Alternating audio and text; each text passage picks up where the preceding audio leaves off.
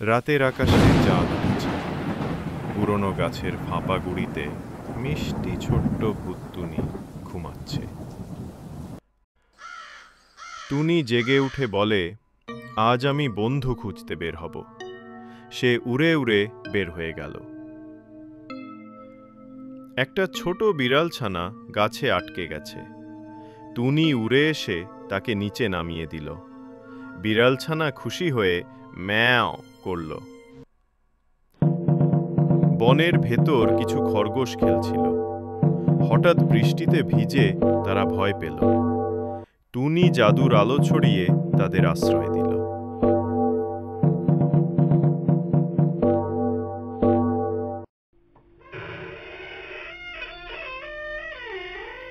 গ্রামের কিছু শিশু ঘুমোতে পারছিল না।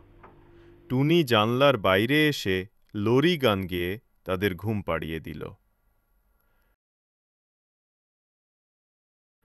সবাই খুশি হয়ে বলল, টুনি ভূত ভয়ঙ্কর না, সে আমাদের বন্ধু।